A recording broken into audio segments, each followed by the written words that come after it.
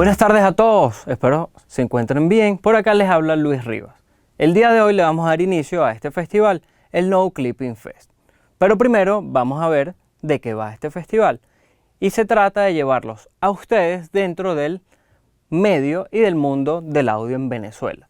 Vamos a ir pasando por distintas áreas como lo pueden ser el sonido en vivo, empresas de sonido, nos vamos a ir hacia la postproducción, nos vamos a ir hacia el doblaje, subtítulos y vamos a hablar incluso de la industria de Venezuela. Y para esto nos van a acompañar distintas personas y empresas que tienen años y renombre dentro del mundo del audio en nuestro país. Algunos de los nombres que nos van a acompañar van a ser nombres como Jane González, personas como George Enríquez, empresas como lo pueden ser Main Post, va a ser BC Medios e incluso empresas como JBL Sound. Para darle inicio a este festival, vamos primero con los patrocinantes, que fueron los que nos ayudaron a llevar a cabo este festival. Como primer patrocinante, obviamente, vamos a tener a la Academia AudioPlace. Tendremos a Full Sail, CM Audio, Sonarworks, Binaural, Solid State Logic, Genelec, Master Prods, Mi Negrita Caracas, 0276 Bistro, El Erizo Creativo, Lemesis Producciones y La Factoría del Enano. Nuestro primer invitado de la tarde nos va a hablar acerca de la industria de la música en Venezuela. Va a tocar temas como cómo era antes la industria, cómo es ahora. Nos va a hablar qué tan difícil es entrar acerca de la industria en Venezuela. Y bueno, sin más preámbulos, los voy a dejar con el señor George Enríquez.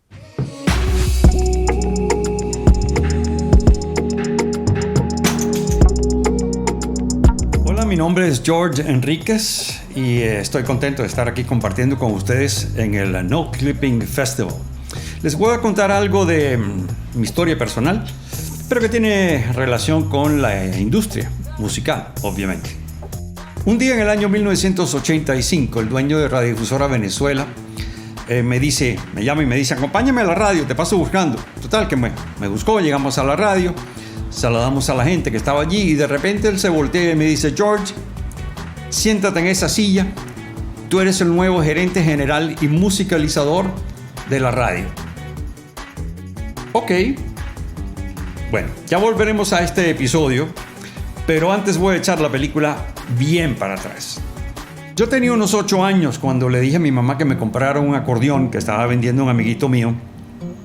El motivo realmente oculto era que yo quería darle una serenata a una amiguita mía, compañera igual del colegio, vecina de donde yo vivía, y que me gustaba mucho. Me compraron el acordeón, caminé hasta su casa con el acordeón, me paré en la acera, toqué los únicos 2 temas que yo me conocía, que me había aprendido. No abrieron ni una ventana. Y con la misma me regresé a mi casa. El objetivo no se había cumplido, pero me quedaba el acordeón. Fue mi primer instrumento. No lo abandoné por el despecho. De hecho, más bien, mis padres me compraron uno más grande años después.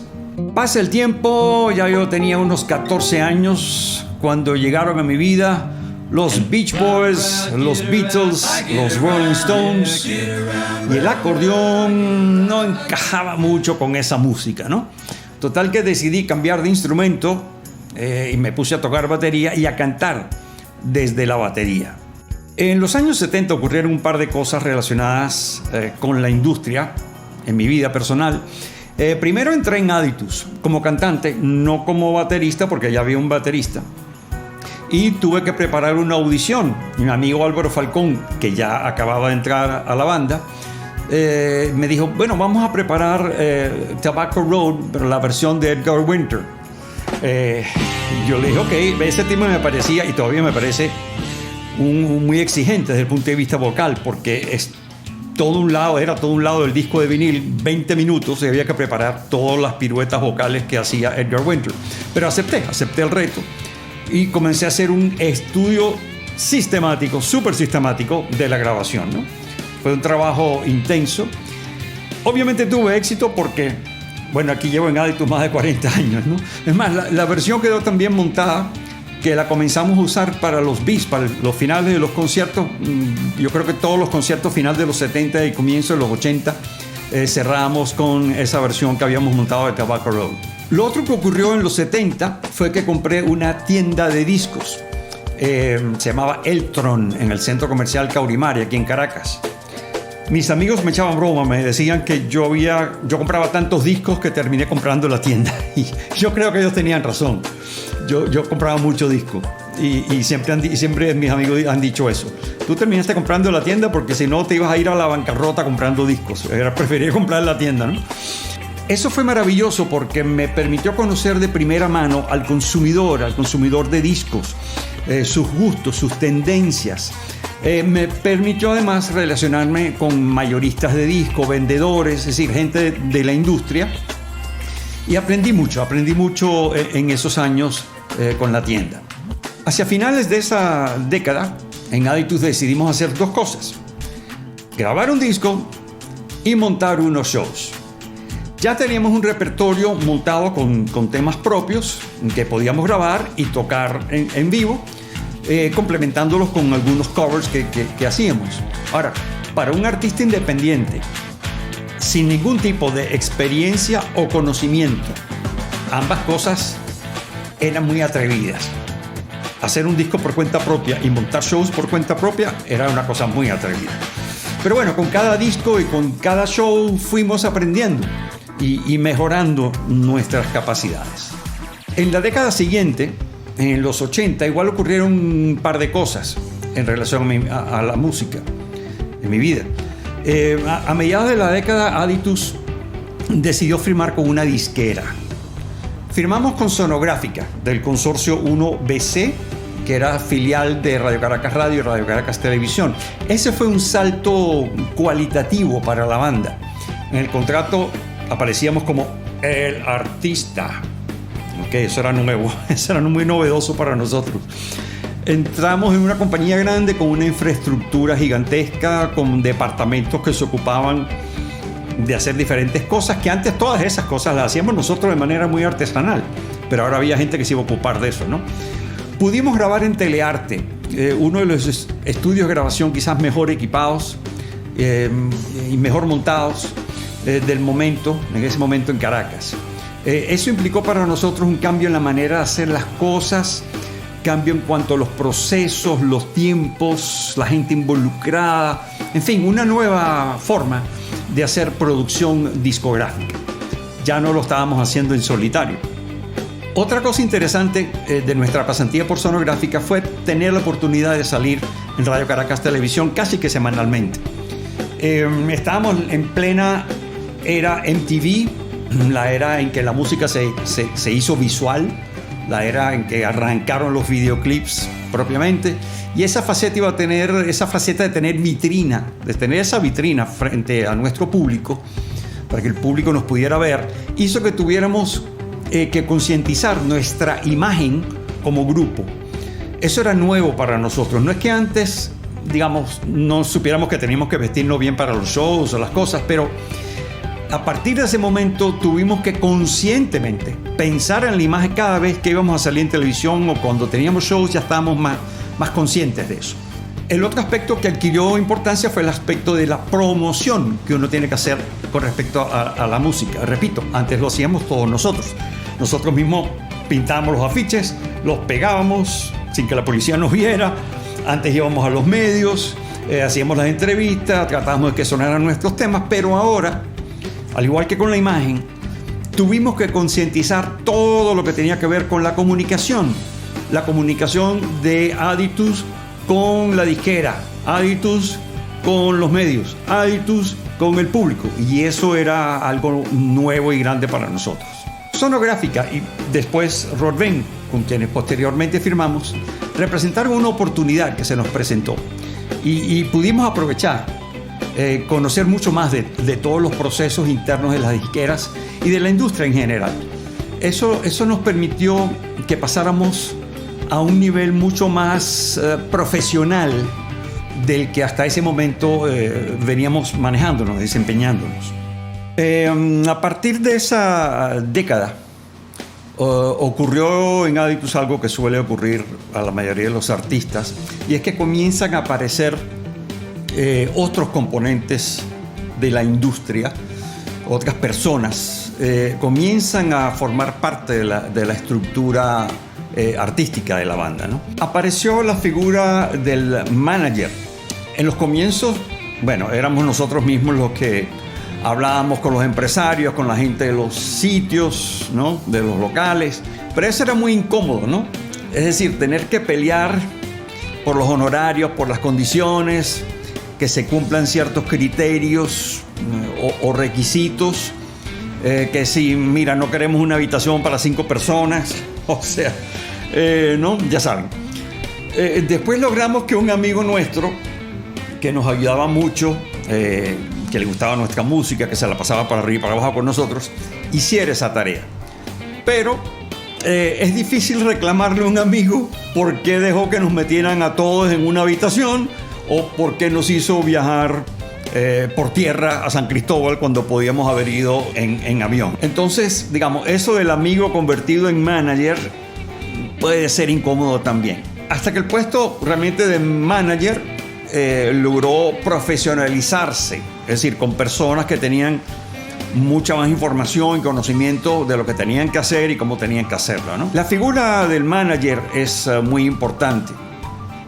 Es el Sancho Panza, pensando un poco en el Quijote aquí, es el Sancho Panza del artista, ¿no? Es quien da la cara por el artista, es quien pelea por sus derechos, es el escudero, es el protector del artista. En una disquera, en un estudio de grabación, en un show, él es quien va a reclamarle al gerente, al técnico, al que está encargado del montaje del show, cuando las cosas no van bien, de acuerdo a lo que ya se acordó. Los productores musicales y los ingenieros de sonido, en estudio y en vivo, tienen mucho contacto con los managers, por lo que acabo de decir. Ahora bien, el manager tiene que ser de total confianza del artista. El manager va a estar negociando cosas en diferentes tipos de situaciones y en algunas que tendrán que ver con temas económicos. Tiene que ser honesto, tiene que ser confiable. Si no lo es, no va a servir como manager. Punto. Una acotación con respecto al manager. El manager siempre tiene que estar detrás de la cortina, detrás de las cámaras. Los managers casi nunca son conocidos por el público, son conocidos por los empresarios, es decir, la gente de la industria, pero no por el consumidor. Sin embargo, bueno, se han visto casos de casos, ¿no? Nosotros, de hecho, tuvimos un manager que era el primero en salir en las fotos, el primero en dar entrevistas, o sea, ya va. Después teníamos que editar la foto para quitarlo, ¿no? Los mejores managers realmente son los que les tienden a huirle a las cámaras, que son más discretos. Esos son los mejores managers. El otro elemento clave que apareció en Aditus fue el ingeniero de sonido para nuestros shows. Al comienzo, igual, no había nadie, digamos, fijo para ese puesto. Simplemente operaba la consola algún empleado de la compañía de sonido que estuviera trabajando en el show. A veces lo hacían bien, a veces lo hacían mal, y eso era lógico que pasara. Es decir, si no conocen la banda, no conocen las canciones, no conocen los arreglos, no conocen el show, es muy difícil que alguien pueda hacer un buen sonido así de la nada. Tener a alguien fijo en ese puesto fue un alivio. Nos dio mucha más seguridad a la hora de salir a tarima. La persona que comenzó a trabajar con nosotros en ese rol sabía de sonido. De hecho, su hermano tenía una compañía de sonido. Y era además piloto de una línea, era capitán de una línea aérea comercial muy conocida aquí en Venezuela. Conocía casi todos los pilotos, ¿no?, de las líneas aéreas nacionales y también muchos de los internacionales que operaban aquí. Y siempre habían anécdotas que contar después de un viaje con él porque, bueno, se metía en la cabina, hablaba con el piloto, conocía a las azafatas, en fin. Solíamos, además con él tenía la costumbre de grabar los shows y después nos reuníamos en su casa. Él hacía unas pizzas fabulosas y con pizzas y con cervezas escuchábamos la grabación del show y ajustábamos Le decíamos, mira, aquí deberías oírse más los teclados, aquí esta guitarra estaba muy baja, las voces estaban muy frontales. En fin, íbamos trabajando con él el aspecto audio de los shows. Eso fue bien importante para nosotros. Volviendo a la importancia del técnico, ¿no? Hay que tomar en cuenta que lo que va a escuchar el público cuando uno toca en un sitio grande es lo que el técnico está mezclando. En sus manos está literalmente el sonido de la banda, ¿no? Claro, si el sitio es pequeño como un bar, el público te va a escuchar el sonido de la tarima, te va a escuchar en directo prácticamente. Pero si el sitio es grande, el público no va a escuchar la tarima. El público va a estar escuchando las cornetas. ¿Y qué va a estar escuchando por las cornetas? La mezcla que está haciendo el ingeniero. O sea que prácticamente el sonido que escucha el público es lo que el ingeniero de sonido quiere que escuche. Y de ahí lo importante que el técnico de sonido conozca la banda, preferiblemente sea fijo como técnico de sonido con ellos, etc. Ahí viene la importancia. Porque el artista prácticamente está en sus manos. Ese aspecto técnico con el tiempo se fue ampliando hasta tener no solo un técnico, sino un equipo técnico que cada uno se encargaba de diferentes áreas, sonido, tarima, luces, etc. Y hasta que llegamos a tener un director técnico que coordinara el trabajo de todos ellos. A medida que fuimos avanzando en la grabación de los discos, la figura también del ingeniero de sonido de grabación y de mezcla cobró importancia. Más allá del propio estudio de grabación, era importante el ingeniero. Nosotros hemos trabajado a lo largo de los años, bueno, con unos cuantos, y ese rol, a pesar de los home studios o las grabaciones que uno mismo puede hacer en su casa, sigue siendo un rol importantísimo dentro del panorama de la industria. Otro personaje que apareció en la escena fue el del productor discográfico en el estudio de grabación. En Aditus, bueno, nosotros mismos fungíamos de productores, como suele ocurrir con la mayoría de los artistas cuando está comenzando, ¿no? Pero cuando firmamos con Sonográfica, la disquera asignó a un productor que trabajaba en la empresa para que se hiciera las labores de producción, es decir, porque no nos pasáramos de las horas asignadas, mantenía informada a la disquera de cómo iba el progreso de la grabación, supervisaba obviamente las sesiones de grabación, ayudaba en los arreglos, etc. Ese productor, casualmente, en el caso de Sonográfica, fue mi amigo Álvaro Falcón, que trabajaba en ese momento para la empresa. Y también produjo discos de Franco De Vita en sus comienzos y a otros artistas. No siempre hemos trabajado con productor externo. A veces lo hemos vuelto a trabajar ese aspecto de producción nosotros. Pero es interesante tener ese tercer ojo durante todo el proceso de grabación. Una tercera opinión allí, ¿no? Es importante. Además del manager y el aspecto técnico y el aspecto de producción, entró en la escena todo lo que tiene que ver con el aspecto legal. En la medida que uno va relacionándose con otros componentes de la industria, llega el momento que uno va a tener que firmar algún contrato o algún documento, algún acuerdo. Y si uno no es abogado, tendrá que buscar uno para que lo ayude en esos menesteres, que lo asesore. Esa persona obviamente no va a trabajar, digamos, fija con uno, no todo el tiempo va a estar allí, pero es importante tener a alguien que revise documentos legales y su opinión. Y les cuento algo, de ver tantos contratos a lo largo de los años, casi que uno mismo se convierte en abogado, o en pasante por lo menos, con el pasar de los años, ¿no? Uno logra desarrollar un cierto olfato para detectar si algo anda medio raro en el documento. Por lo menos uno desarrolla ese criterio. Tener un abogado, más allá de matrimonios y divorcios, es importante. Y ustedes dirán, ¿y qué pasó con la radio, con el incidente de la radio? Bueno, volvemos al punto inicial. Mi entrada como gerente general y musicalizador de radiodifusora. Fue lo segundo que me ocurrió en esa década de los 80. Ahora bien, hagamos la pregunta de rigor aquí, ¿no? Es decir, ¿por qué se le ocurrió al dueño de esa radio confiar en mí para gerenciarla? Él sabía de mis conocimientos musicales por Aditus, porque tenía la discotienda, ya yo estaba dando clases en la universidad, pero, digamos, de ahí a confiarme en la radio era otra cosa. Claro, era una radio netamente musical, no era una radio de noticias, por ejemplo. La idea de la radio era ser una radio musical Bueno, en eso compartíamos conocimientos, ¿no? Se presentó la oportunidad, él me dio carta blanca, yo tenía total autonomía en tomar las decisiones.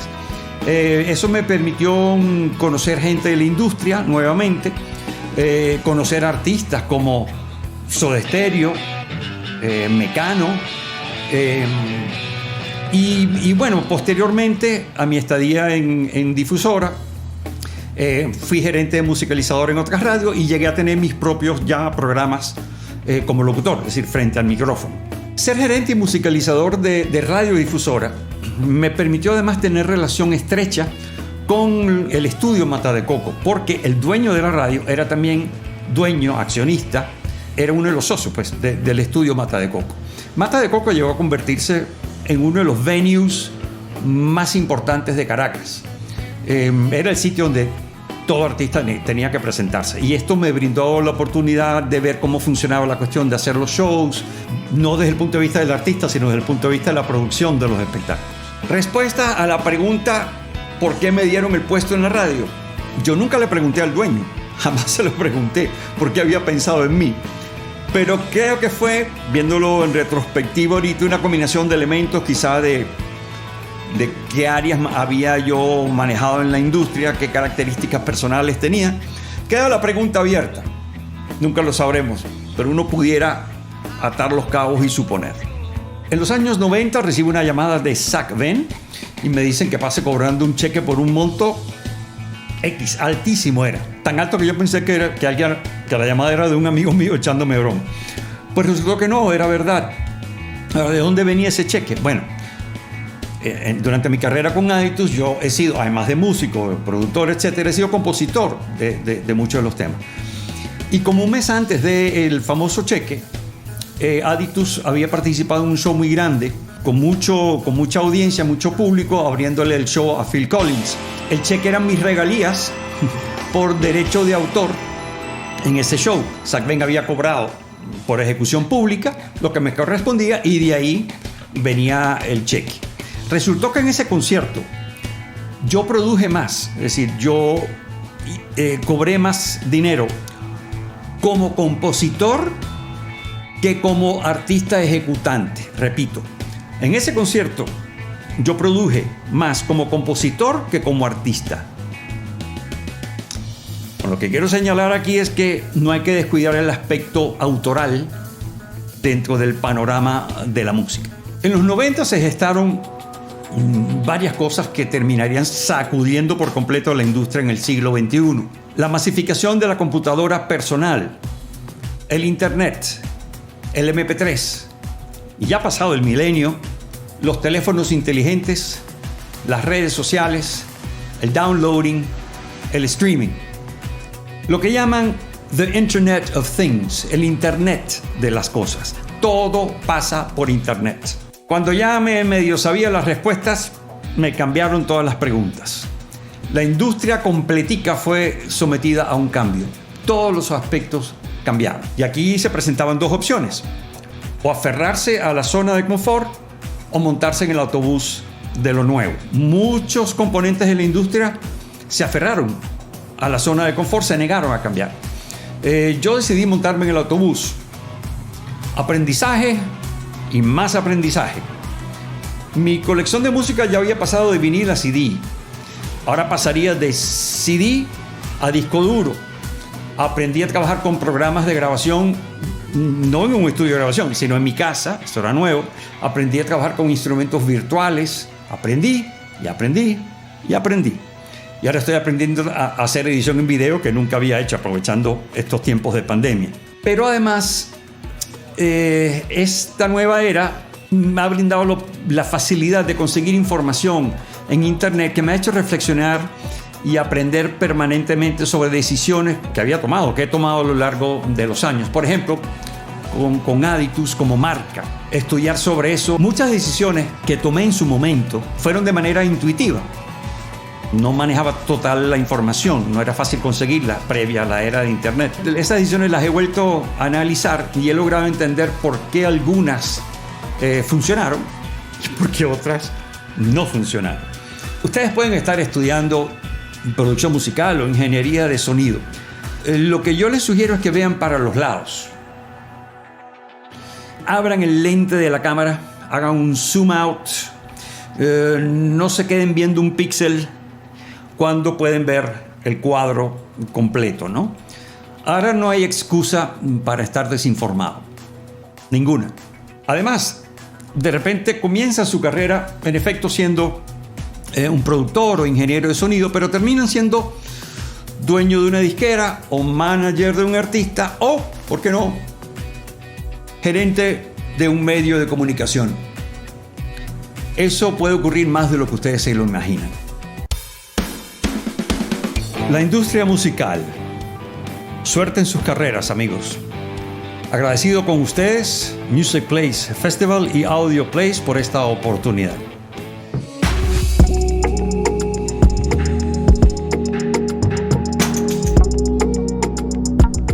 Gracias, George, por tu participación y por dejarnos entrar a lo que sería el mundo de la industria en Venezuela, ¿no?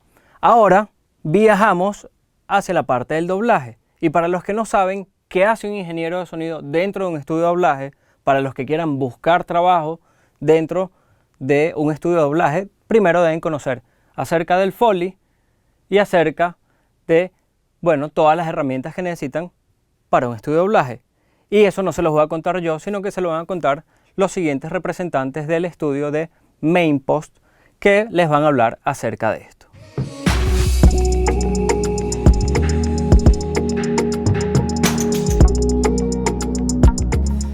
Buenas noches, mi nombre es César Pinzón, director general de Mainpost Venezuela, estudio de doblaje.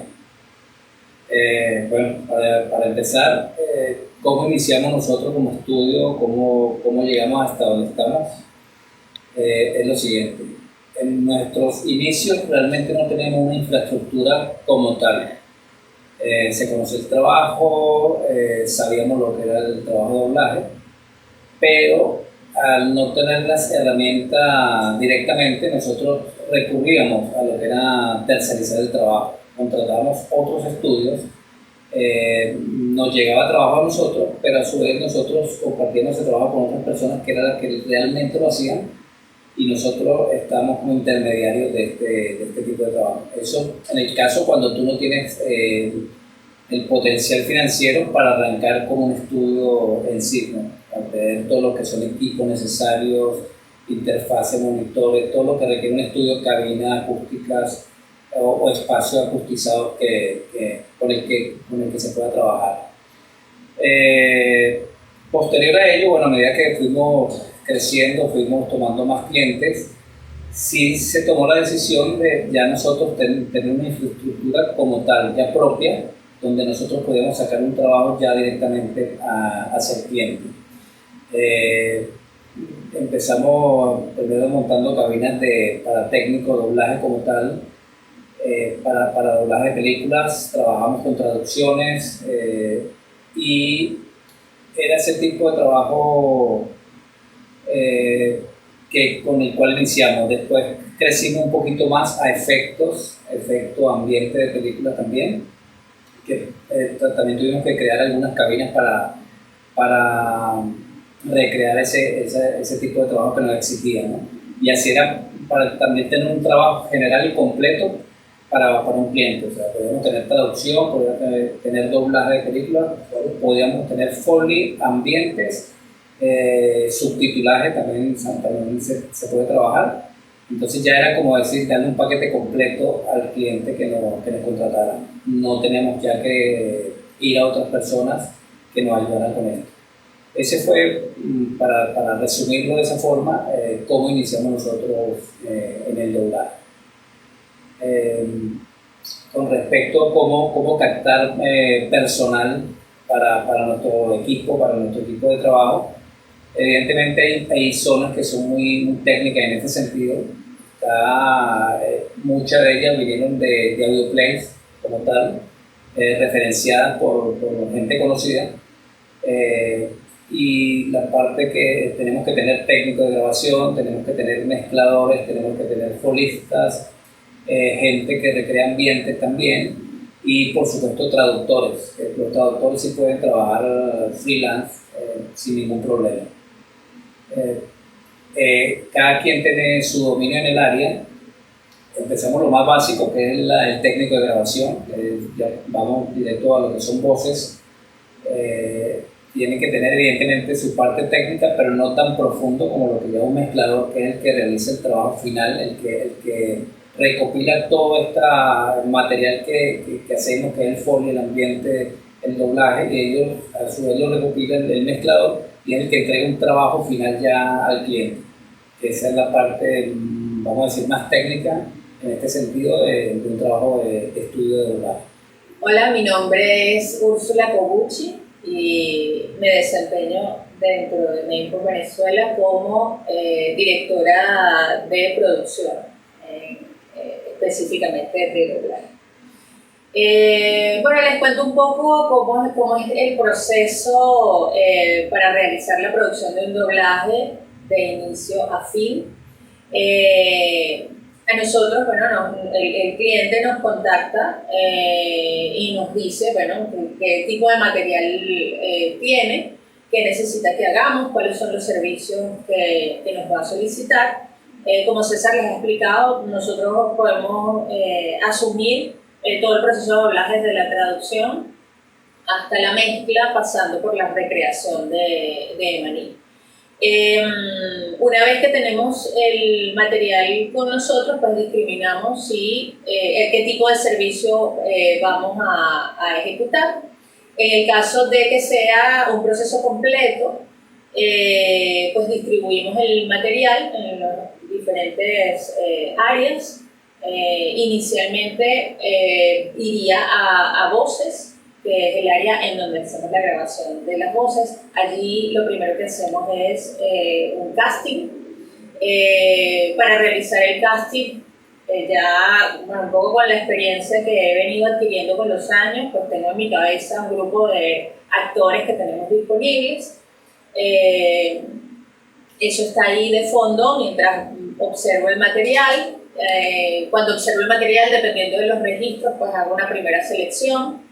Y luego se toman en cuenta otros aspectos importantes como la disponibilidad del actor, como la capacidad actoral, el número de líneas y ese tipo de cosas que son criterios que me ayudan a seleccionar a la persona ideal. En algunas ocasiones el cliente nos pide aprobar ese casting, entonces en ese caso le enviamos las pruebas, las tomas de las voces. Una vez que nos aprueban, iniciamos el proceso de doblaje. Paralelamente, si hay que hacer recreación de Emaní, entonces viene el artista de Foley, el ambientador, el musicalizador, cada uno hace su parte por separado, y al final todo este proceso, todo este material que hemos grabado, pues va a mezcla. En mezcla, entonces hacen una labor muy importante que es hacer la revisión de ese material, indicarnos si hay algún rehacer, algún detalle que tengamos que corregir, tanto en recreación de Emaní como en voces. Si eso es así, pues vamos a un proceso de corrección, retakes o rehaceres. Se los enviamos a mezcla, ellos los incorporan, terminan de hacer la mezcla de todo el material y lo enviamos al cliente. Eso es el proceso en general. En ese proceso hay muchísimos retos que tenemos que afrontar, como por ejemplo la fecha de entrega, ¿no? Porque todo este proceso en general debería llevarnos unas 3 semanas aproximadamente para poder hacerlo con calma. Pero uno de los retos es que a veces no tenemos ese tiempo, entonces tenemos que recurrir a algunos atajos que ya la experiencia nos ha dado para poder solventarlo, ¿no? Eso aprovecho entonces para hablarles un poco de cuál es el perfil que nosotros buscamos, por ejemplo, en un técnico de voces y en un mezclador que pueda trabajar con nosotros en estas condiciones, ¿no? Uno de los retos, por ejemplo, que tenemos en los técnicos de voces, que bueno, llegan probablemente de una escuela directamente o ya tengan experiencia en el medio, es la interacción que tiene que tener con el actor. Un técnico de doblaje debe poder dirigir al actor y debe conocer. Yo recomendaría hacer una especialización en el área de doblaje porque necesita conocer lo que es el acento neutro, necesita tener criterio para corregir dicción, necesita tener criterio para corregir actuación, es decir, es un director de doblaje en pequeñito. Y además necesita tener una personalidad particular, algunas características personales particulares, porque el actor a veces necesita paciencia. También tiene que vincularse con el director de doblaje, que es otro compañero dentro de la misma empresa, que tiene sus propios criterios. Y bueno, nada, son retos importantes que es bueno tener en cuenta si alguna persona pues tiene interés en entrar en el mundo del doblaje. Yo, en resumen, diría una especialización que le permita conocer todos estos detalles de doblaje. Y en el caso de la mezcla, bueno, una cosa que suelo escuchar de los mezcladores que han trabajado con nosotros es que les gustaría tener siempre un trabajo limpio en el que no tengan que hacer sino mezclar. Y una de las cosas que es importante que sepan es que en las condiciones en las que nosotros debemos trabajar por diferentes razones, les toca muchas veces hacer algo un poco más allá. Por ejemplo, a veces no tenemos disponible el actor para que venga a hacer un arreglo de algún punto en particular y necesitamos que el mezclador lo resuelva desde lo técnico, ¿no? Entonces muchas veces les toca hacer un trabajo más allá, un plus más allá del trabajo que aprenden a hacer en la escuela, ¿no? en la formación. Tiene que responder a unas exigencias del cliente que a veces no necesariamente son las más razonables, pero bueno, necesitamos equilibrar un poco el tema del arte y del negocio, ¿no? Entonces, es importante saber esto antes de aventurarse en el mundo del doblaje, que, bueno, finalmente voy a decir que es un mundo realmente apasionante donde pueden aprender muchísimo y expandir sus posibilidades. Hola, buenas noches.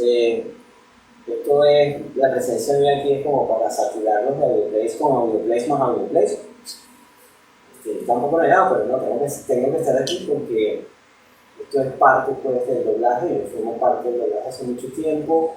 No es que quiera decir que soy una institución en esto, pero sí tengo muchísima experiencia y he tenido que compartirla con Main Post Venezuela y me dio la oportunidad además de pasar de ser postproductor de audio de un canal de televisión con cable a pasar a ser un coordinador de audio en una empresa que estaba en pleno crecimiento en ese momento. Entonces la responsabilidad mía era traer y recomendar, obviamente, o sea, que de AudioPlace, de donde más iban a salir, técnicos de grabación que tuvieran el perfil que Úrsula comentó y técnicos de mezcla que también cumplieran con ese perfil, pero no solamente eso, tenía que tener a todos a tono dentro de la modalidad de grabación que queríamos usar, o sea, qué programa utilizar, qué cosas tener en voces, en la grabación de voces, en las máquinas de voces, y qué cosas y plugins tener en las máquinas de mezcla, cómo hacer para que los mezcladores todos tuviéramos el mismo criterio de mezcla, que es difícil lograr, pero hay que hacerlo porque, como ya comentamos, esto es una industria, el arte y la industria a veces van de la mano, a veces no, la mayoría de las veces no. Entonces tenemos que dejar de ser un poco el artista, yo tengo cierto gusto por cierto, como suenan ciertos plugins, yo tengo cierto gusto por cómo suena la cosa, eso no es lo que espera el cliente de nosotros. El cliente espera una cosa que esté bajo la directriz de una normativa internacional de broadcast. Eso es lo que ellos esperan, es decir, lo que ya conocen esto, un menos 24 de UFS a un TruePic de menos 2. Eso es lo que ellos esperan. Entonces, básicamente, yo tenía que llevar que todos los mezcladores, que éramos 5 o 6, mezcláramos de la misma manera. A su vez, a cargo tenía a los de folio. a la gente que grababa Foley. Entonces, cómo hacer para que los pasos sonaran bien, cómo microfonearlos, cómo grabarlos, cómo hacerlo para luego ver cómo los mezclábamos. Y también, lo que más me costaron un poquito era la gente de ambientes y efectos. Ellos eran un poquito más separados, pero igual, si tocas Pro Tools, tienes que ver conmigo. Esa era más o menos la filosofía que teníamos, ¿no? Si tocas Pro Tools, sí que es tuyo. Gracias, te quiero. Y todos tocan Pro Tools. Entonces, también ese perfil de que estábamos buscando no solamente tenía que tener ese factor humano, sino ese factor conocimiento del Pro Tools. Entonces, yo tenía que buscar alumnos que estuvieran más o menos cuarto, quinto trimestre, tercero para arriba. Pero también tuve la oportunidad de contar con, y eso es a lo que va esta entrevista, de contarle que los egresados también tenían un espacio dentro de nosotros de Maples, pero sin que por el hecho de ser egresado tuvieras por encima el que no lo era. Era difícil mantener esa distancia, pero se logró. Se logró porque no todos los técnicos pueden salir de AudioPlace, ni todos los mezcladores pueden venir de AudioPlace. Entonces logramos un equilibrio entre los que éramos y no éramos egresados y profesionales del área, con los que sí eran y los que no eran muy profesionales, logramos levantarles su nivel, gracias a los que sí somos más profesionales. En fin, fue una experiencia y sigue siendo una experiencia muy enriquecedora para todos los que tengan que ver con esto del audio. Nosotros, ¿cómo llegar a nosotros? ¿Cómo conseguirlos? Estamos en construcción, ahorita en reconstrucción, renacimiento. Vamos a tener una página web, vamos a tener promoción mucho por ahí por los medios porque necesitamos captar clientes. Nos estamos adaptando a estos nuevos tiempos que todos pensábamos que iban a ser 2 o 3 meses y van para un año. Nos estamos adaptando a un local que le estamos convirtiendo en que tenga las condiciones más óptimas tanto para voces como para mezcla. Nos estamos adaptando a los tiempos y estamos creciendo. Y eso va a implicar la búsqueda de un nuevo técnico que esté adaptado a estos tiempos y a este crecimiento, ¿no? Entonces, todo aquel que esté interesado en ser técnico de doblaje o trabajar como mezclador, nosotros estamos abiertísimos a recibir su resumen, su currículum. Bienvenidos acá. Preferiblemente, y aquí valga la propaganda, si es alumno que ya vio Broadcast 1 y Broadcast 2, la materia que dicto en AudioPlace, porque ya habrá conocido de todo esto y lo que vendrá aquí es a ponerlo en práctica. La otra cosa que me voy a comprometer aquí, y ellos no lo saben, pero yo lo voy a decir a ustedes, es que también estamos abiertos a las pasantías de los estudiantes. Es decir, si usted tiene que hacer las 60 horas de pasantía y quiere venir aquí y ser 60 horas un técnico de grabación, con mucho gusto. Si usted sabe de mezcla y quiere venir aquí y calarse mi yugo durante 60 horas de mezcla, pueden venir acá. Con muchísimo gusto nosotros estamos abiertos a recibirlos, a conocerlos, a intercambiar, a formarlos dentro de esto del doblaje, porque esto lleva una formación. Esto no es que usted se sienta y porque yo sé grabar en Pro Tools y que sé dar a la 3 y sé grabar, ya sé de doblaje. No, esto es un proceso de muchos años, De hecho, tengo unos cuantos en esto y todos los días aprendo. Todos los días me toca editar de una manera diferente. Me toca enfrentarme a un cliente que tiene exigencias diferentes. Me toca enfrentar diferentes panoramas de cosas que debo hacer. ¿Qué quiero decir con esto? Que hoy podemos estar haciendo el doblaje de un infantil con canciones y todo. Imagínense qué bueno eso que estén aquí para dirigir a los cantantes, a los grupos, a los que necesitamos. Como mañana viene un cliente y es porno, bro. Y nos ha tocado que nos vimos las caras así, que puede grabar esto, porque eso tiene susceptibilidades, ¿no? Yo no lo vi. Ella hizo el casting, mamá. Ella dice que ella hace el casting, así que no sé. Entonces, uno todos los días se enfrenta a algo nuevo, que lo rico de esta profesión es que no es aburrida ni es la misma todo el tiempo. Todo el tiempo todo lo que llega de doblaje es diferente. Y nosotros hemos tenido inclusive el tupé, nos podemos decir, de haber trabajado tú a tú con México, porque hicimos una serie que le voy a decir el nombre esta vez, se llama Gunpowder, no voy a decir cliente ni nada, pero el protagonista de Gunpowder era el protagonista de Game of Thrones, ¿cómo se llamaba el Jon Snow. Jon pero Snow. No recuerdo el nombre de la actriz. Jon Snow. Y Jon Snow grabó en México, pero fue el único personaje que se grabó en México. El resto lo hicimos en Venezuela. Y teníamos un reto que era el deadline para esto es 3 semanas. Y eran 4 capítulos.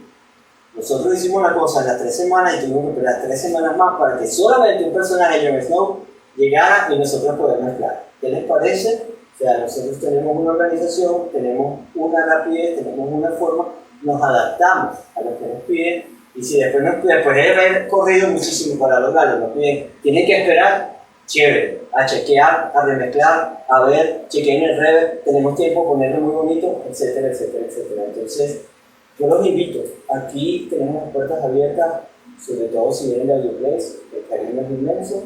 Y hay una cosa, Carlos, que me gustaría agregar, y es que en la historia del doblaje, hasta hace relativamente poco tiempo, no había profesionales realmente en el área. La gente aprendía, bueno, como podía, ¿no? En sus casas, con un amigo, tenía alguna idea de pronto, pero ahora ustedes tienen la posibilidad de educarse y de aportar profesionalismo al doblaje venezolano, que tradicionalmente ha sido muy bueno, muy competitivo, pero que puede ser mejor con personas que traen una educación previa, que se han preparado para lo que hacen.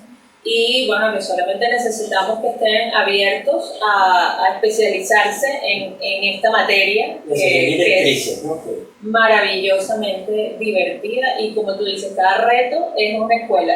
Sí, cada cosa es diferente. Entonces, yo no sé si ya hemos cumplido el tiempo, no sabemos qué más decir, estamos aquí esperando por ustedes. Muchísimas gracias por la oportunidad, al profesor Gigante un abrazo por este chance que me dio, a Víctor y a todos los que nos han contactado de alguna manera. Gracias y estamos a la orden para ustedes.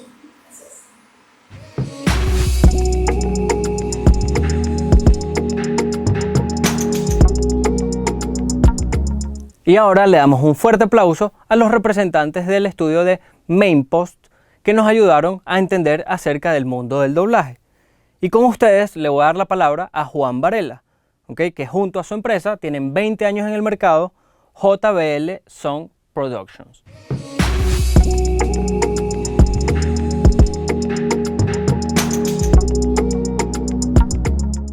Hola, ¿cómo están? Mi nombre es Juan Varela, soy director de una empresa que se llama JBL Sound Productions y este año cumplimos 20 años en el mercado venezolano, gracias a Dios.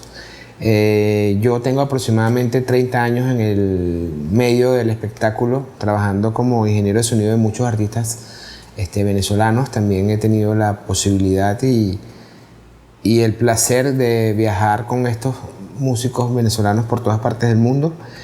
Y hace aproximadamente como 18 años más o menos me tuve que retirar del tema de las tarimas porque la empresa estaba agarrando como un impulso muy importante a nivel de trabajo y como que tuve que tomar la decisión de que o seguía viajando con los artistas, que al final era lo que realmente me encantaba en la vida.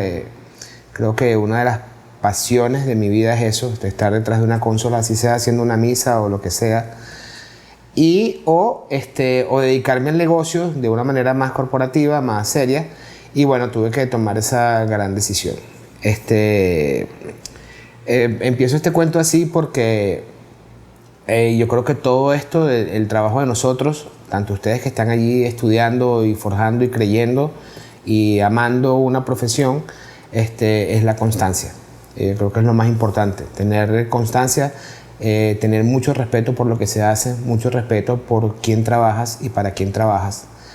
Y esas son las claves importantes. Yo les tengo aquí un ejemplo. Les voy a mostrar esto. No sé si se ve bien ahí en la cámara. Esto lo grabó Jesús, mi esposa ahora. Tengo 7 años de casado. Yo calculo que esto lo grabó él hace más o menos como 15 años o no sé. No lo sé porque no le pregunté a mi esposa. Aquí está, esto que se ve aquí azulito es el nombre de Jesús Sánchez. Y eso es, a eso mismo me refiero. Yo creo que la constancia, el creérselo. Fíjense que ya estos 15 años ya tenía el CD con el nombre de Audioplays. O sea, un trabajo bien hecho. Y de eso se trata. Se trata de hacer las cosas bien, con seriedad y constancia. Ahorita, gracias a Dios, ustedes están en una de las instituciones más importantes en Latinoamérica para aprender esta profesión, de lo cual yo estoy muy orgulloso que sea aquí en Venezuela. Además, tengo muchos lazos queridos con muchos de los profesores que allí trabajan y espero de verdad dentro de poco ir a visitarlos y conocer los espacios. Les digo esto porque les voy a contar una anécdota. Hace más o menos también, yo creo que más como casi 30 años, cuando yo les he hecho un poquito un cuento más o menos de mi historia. Yo nací o sea, mis padres, clase media, baja, normal, mi mamá enfermera, mi papá era como vendedor de bienes y raíces y yo vivía en Caricuao. De la barriga de mi casa fui a vivir a Caricuao. Y allí, obviamente con la educación que ellos me pudieron dar, que gracias a Dios creo que fue la mejor posible dentro de sus posibilidades, siempre para mí la responsabilidad por el trabajo creo que era lo más importante. Allí comencé yo, ya cuando tenía más o menos 17 años, nosotros éramos socios de un club, el Club Paracotos, y ahí trabajaba una miniteca y resulta que esa miniteca su sede estaba en Montalbán y yo vivía en Caricuao, obviamente, como les dije, y entonces como que nos hicimos panas ahí, tú sabes, uno que se pega ahí de la miniteca y tal, y está ahí como asomado. Y entonces, bueno, nos hicimos como amigos y entonces nos invitaron un día a un amigo mío que fue como aquel que me llevó a la casa de este que ahora es un gran amigo. Y fuimos allá, esa miniteca se llama, ahorita sigue estando, se llama ZC, pero en aquella época eran como los comienzos. Y allí comenzó como que mi primer encuentro con todo el tema que tenía que ver con la música, con estar detrás de un escenario viendo al público, porque yo creo que para lo que nosotros más importante tenemos que respetar es el público, porque para ello estamos haciendo lo que estamos haciendo y sobre todo ustedes que están estudiando. Entonces, ahí comenzó esa parte de que como, bueno, tú eres artista, porque en cierto modo en aquella época las minitecas eran como que los artistas y después vino ese boom de toda esa gran ola de grandes músicos, cantautores que en esa época también en los 80, bueno, llenó todo el país de excelente música de aquí para exportar. Y bueno, ahí comenzó como el trabajo serio, ya eso fue como creciendo, fue tomando forma y yo muy orgulloso de haber estado ahí como que desde los comienzos. Y llegamos a ser como que una referencia a nivel nacional, viajamos por toda Venezuela, yo jamás me había podido escapar de mi casa así, o sea, obviamente con permiso, pero mi primer toque fue en San Cristóbal, imagínense ustedes, como 18 horas, parecía que era eterno llegar allá. Y de ahí comenzó como que esa pasión por el tema de estar detrás de un escenario. Después, bueno, ahí siguió la rueda por muchos años. Empecé a ser como asistente del técnico de sonido de una discoteca, después de toda esa parte por las minitecas. Y ahí comenzó como que entendí qué era lo que pasaba en la consola. Siempre fui muy curioso, muy autodidacta, siempre me puse mucho a investigar porque sentía que me gustaba. Y en ese trabajo, en esa discoteca, bueno, di todos los trasnochos del mundo y mucha experiencia porque trabajar todos los días en una consola, todos los días, obviamente te da mucha experiencia. Haciendo el cuento, bueno, ahí siguió la carrera, empezó a comprar mi primer micrófono, ahí me compré mi primer micrófono que fue un SM57 que lo compré fiado, usado, feo, pero fue mi primer micrófono. Y lo amaba. Y ahí comenzó esta carrera que ya tiene, como les digo, entre 20 años de JBL y otros años de otras, ya vamos casi para 30. Ahora, gracias a Dios, JBL es una referencia aquí para cualquier show. Tenemos nosotros, gracias a Dios, la capacidad de hacer con los artistas venezolanos y muchos de afuera con los que hemos tenido la posibilidad de trabajar, de cumplirle sus riders, montarle los equipos necesarios, hacer un buen trabajo, prestar un buen servicio, que creo que es lo más importante, y con mucha seriedad y con mucho respeto. Bueno, en ese orden de ideas, como les estaba contando, de ahí ha seguido esta carrera que, gracias a Dios, ha sido bastante satisfactoria para mí y para mis socios. Tengo 3 socios. El primero con el que comencé toda mi vida, que se llama José Luis López, que bueno, es como mi hermano, mi compadre, con el que hemos forjado todo lo que tenemos, gracias a Dios, juntos. Después se unió a nosotros Alfredo Pérez, que también ahorita le va muy bien, trabaja con varios artistas de aquí. Y bueno, y después hace 7 años me casé y bueno, tengo mi socia, que es mi esposa, María Camila, que es la que maneja toda la parte de redes sociales, toda la parte administrativa y todo el tema. Y bueno, hemos hecho como un buen grupito de gente que está abocada a hacer las cosas bien y a seguir trabajando. Les voy a dar otro consejito. Les voy a dar varios, pero en esa época, cuando yo al final me fui de mi casa, creo que tenía como 19 años, me tocó como tomar la decisión de cortarme el cordón umbilical, o sea, aprender cómo se lava un interior, porque no sabía, y tomé como que me fui con un colchón y un reproductor que yo tenía y unos cassettes a un pana mío de la universidad que me dijo, gordo, me mudé para un apartamento y hay un espacio en el balcón y ahí te puedes ir a vivir. Y yo, ay, Dios mío. Ahí fue con lo que aprendí que el valor del dinero, porque no es lo mismo decirle, mamá, papá, págame el curso de Audioplay y yo a lo mejor no voy un día porque me da flojera, a tener que trabajar y pararte a las 5 de la mañana, hacer algo y después tener que reunir para pagarte el curso. Entonces hay cosas ahí diferentes. Algunos se reirán, otros dirán es verdad, otros dicen no. Entonces, entonces ahí comencé como que a entender el valor del dinero, porque ahí ya no tenía mamá y papá al lado para que me dieran, sino que había que salir a trabajar y buscar y todo el tema. Pero esto lo cuento porque cuando me mudé con esos panas, ellos trabajaban en el Hotel Tamanaco. Yo era como recepcionista en el Hotel Tamanaco. Y en aquella época el Hotel Tamanaco era una cosa espectacular. Y ellos pasaron por un curso que se llamaba Customers Come First. Y eso significaba que todos los empleados del hotel tenían que pasar por todas las actividades del hotel. Desde lavar platos abajo en la cocina, de pelar papas, de hacer una habitación, o sea, limpiar el baño de la habitación, cómo se hace una cama, todo. Todos pasaban por todas las acciones, pasaban por la parte administrativa. Era como que tenías que entender cómo funcionaba donde tú trabajabas. Y vengo a esto, hasta el final del curso era que terminabas siendo huésped. O sea, terminabas una noche siendo huésped del hotel en el cual trabajabas.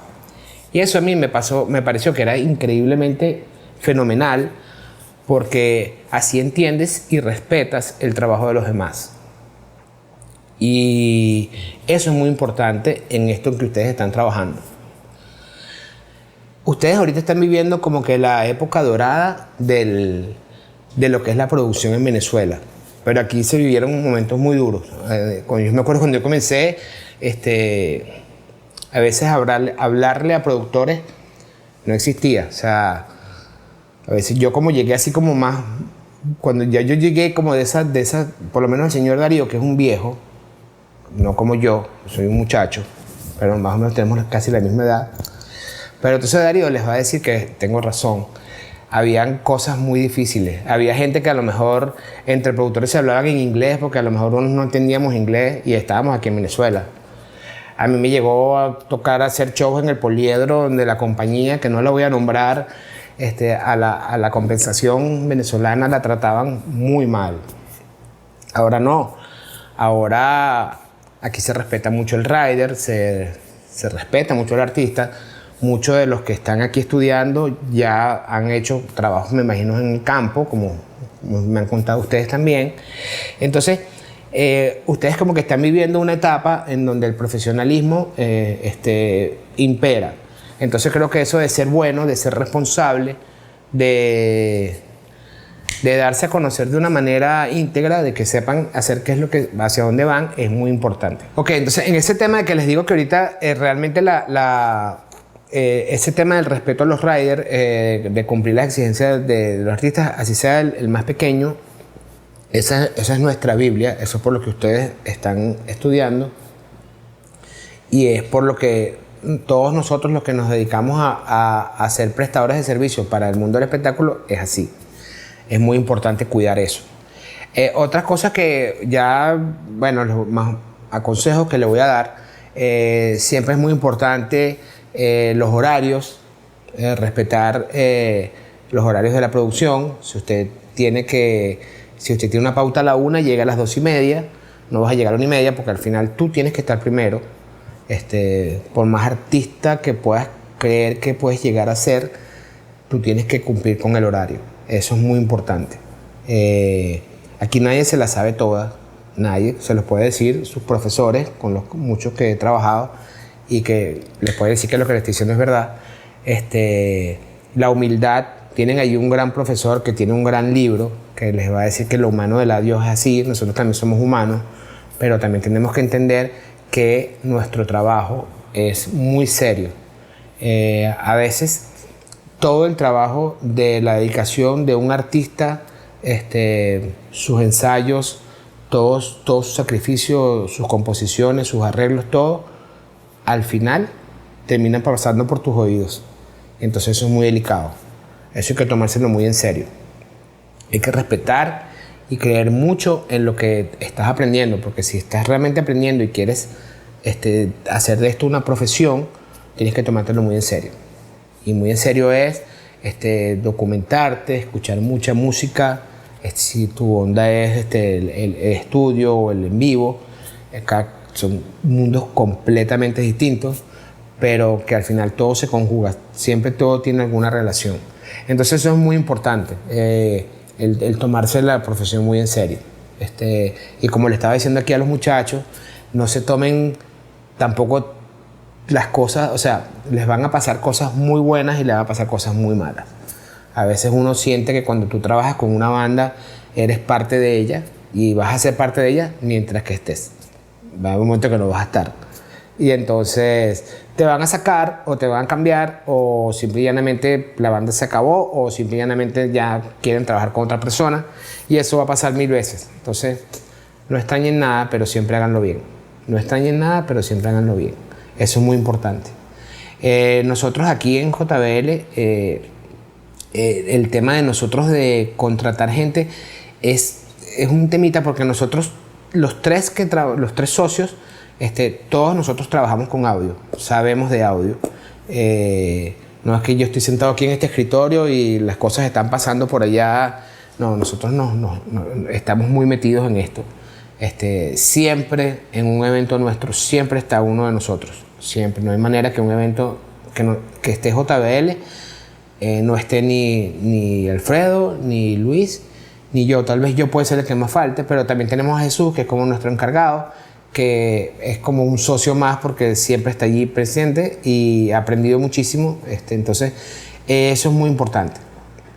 Y eso, yo creo que para nosotros es importante que el que trabaje aquí conozca un poquito de todo ese tema de Customer Come First. O sea, aquí tienes que empezar a entender cómo se recoge un cable. Porque no te imaginas lo importante que es un cable para nuestro trabajo.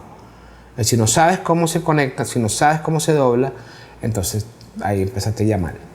No es nada más llegar a la consola con ¿dónde va el audífono? Eso no va. Es que ensuciarse un poquito las manos.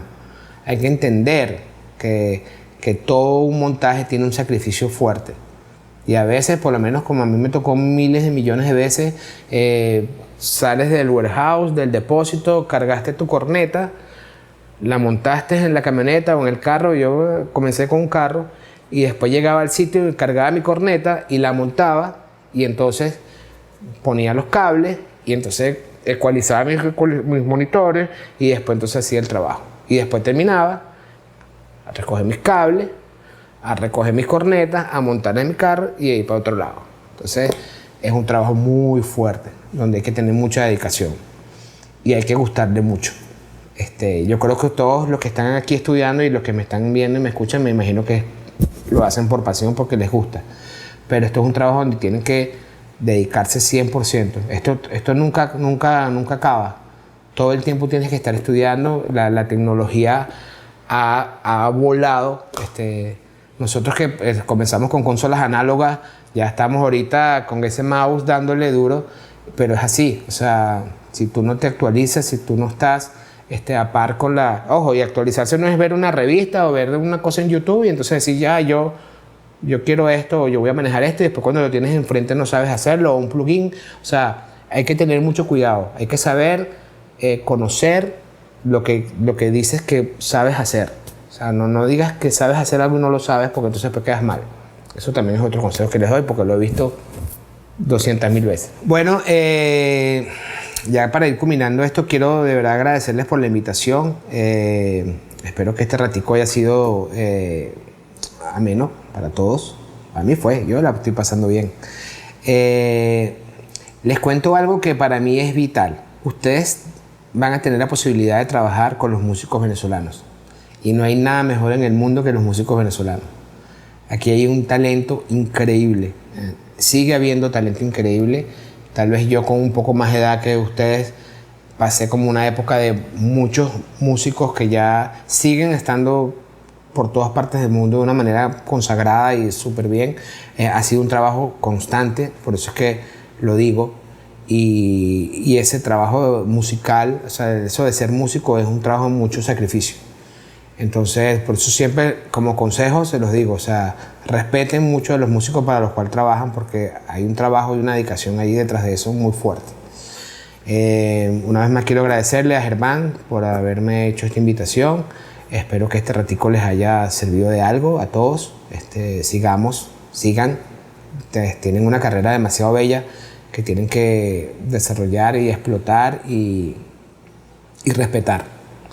Es como mi mayor consejo. Respétense mucho y respeten mucho a las personas con que trabajan.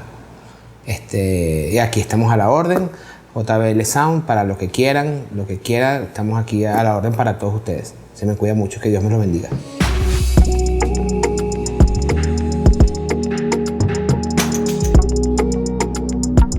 Y le damos un gran aplauso a Juan Varela por ser una de las empresas con mayor tiempo en nuestro país, mostrándonos acerca de sus 20 años de trayectoria apostando en él. Y ya que nos encontramos a mitad de festival, quiero volver a agradecerle a nuestros patrocinantes que nos están dando la oportunidad de que esto se esté dando. Patrocinantes como AudioPlace, CM Audio, Sonarworks, Binaural, Solid State Logic, Genelec, Masterprods, Mi Negrita Caracas, 0276 Bistro, Erizo Creativo, Lemesis Producciones, Factoría del Enano. Quiero agradecer también a uno de los patrocinantes en el cual estamos creando una sorpresa para ustedes. Y este patrocinante es Full Sail.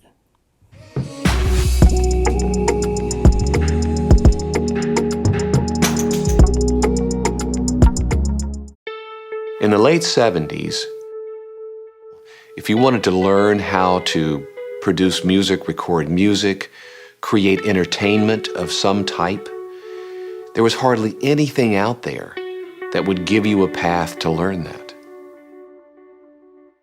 We recognized from trying to look at what we wanted, a place that could be a catalyst for so many people to tell their stories. We created the kind of school that didn't exist back then. That was the birth of Full Sail.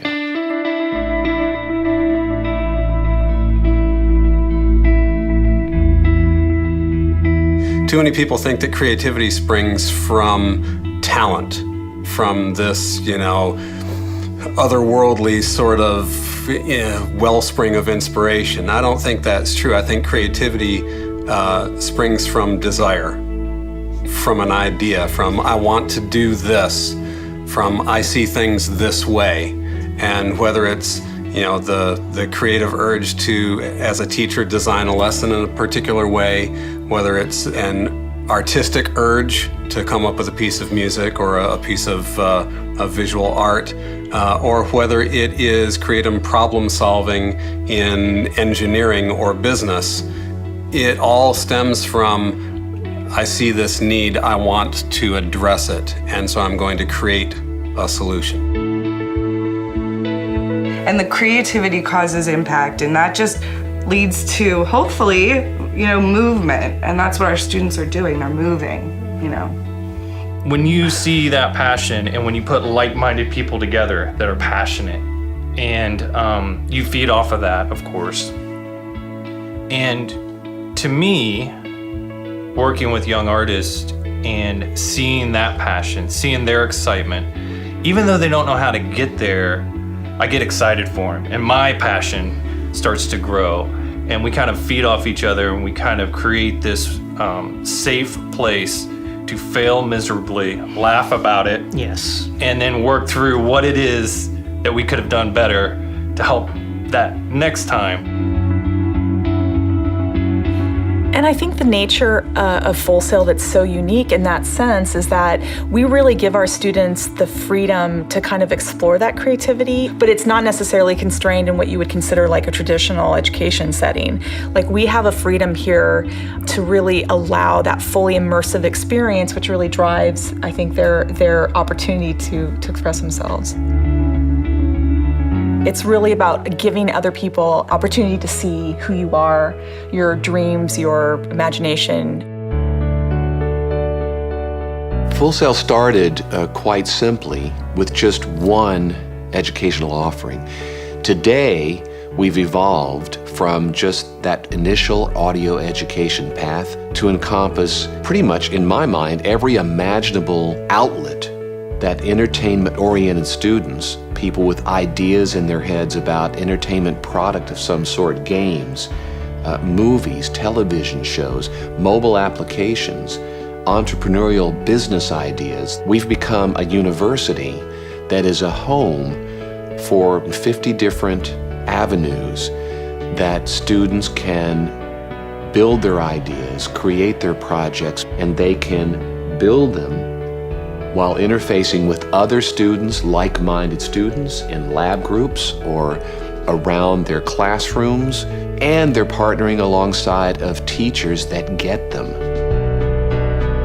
We let them embrace their passion. And because you have that emotional connection to it, you're gonna put so much more effort into it. And for us, that's the biggest thing. It's not about reinventing the wheel.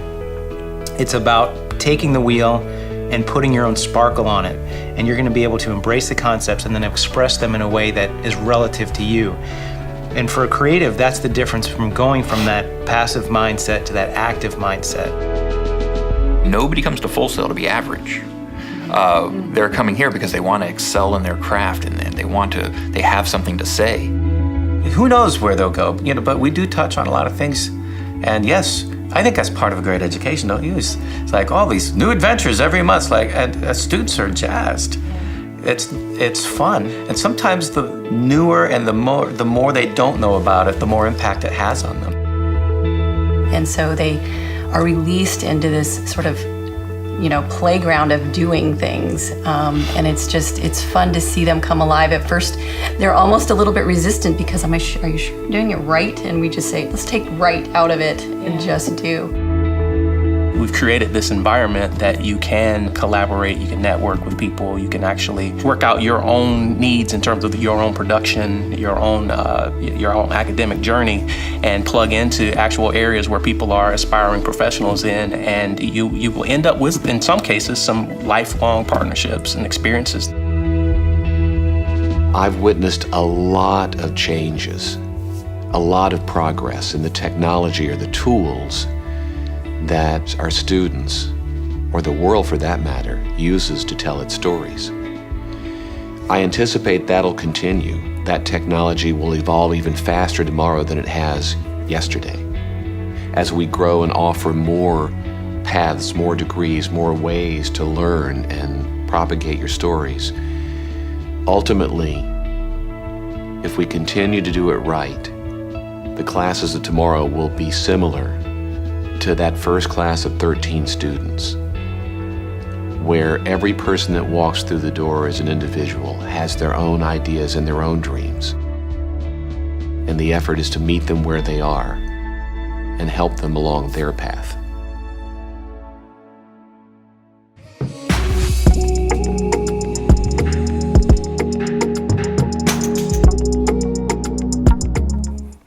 Y ya que acaban de ver un abreboca de lo que próximamente viene con esta gran universidad, les quiero dejar la continuidad de los que nos dejó Juan Varela acerca de lo que sería el mundo del sonido en vivo. Y por eso quiero darle la invitación a un gran ingeniero que nos ha dejado muy bien parado internacionalmente, trabajando con artistas como Rawayana, Nati Natasha, Arcángel y muchos más. Con ustedes, Jane González.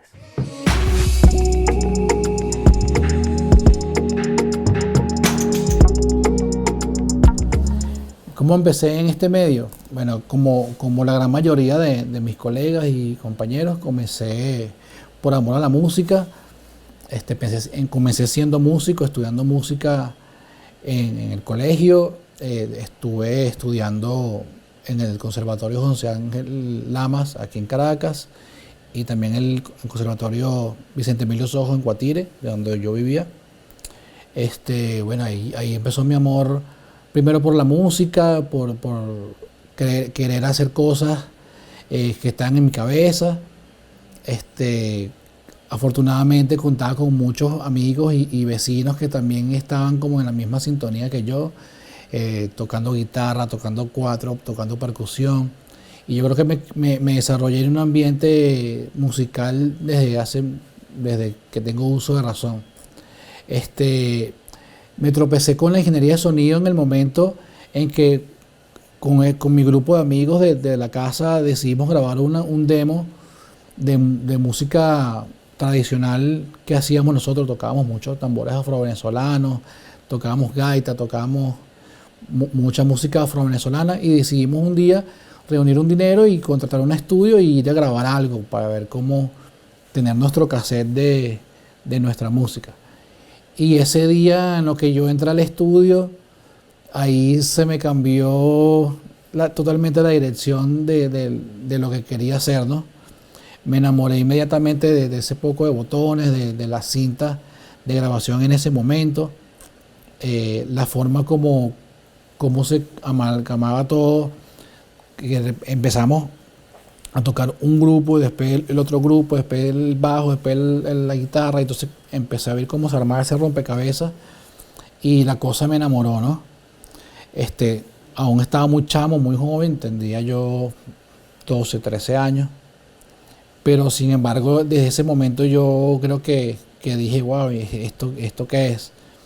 Después terminé como que afianzando eso más un día que fuimos a un concierto en el Poliedro, que mi hermana era súper fanática de Chayanne, no me vayan a chalequear, pero mi mamá decidió llevar a mi hermana a ver a Chayanne, y bueno, pues yo también quiero ir, y me llevaron.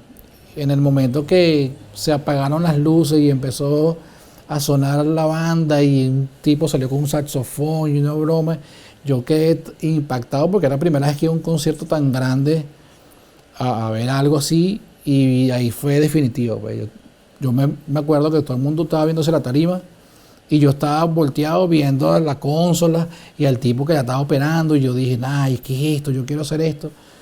Y desde ese momento decidí que iba a estudiar esto, pues iba a estudiar audio.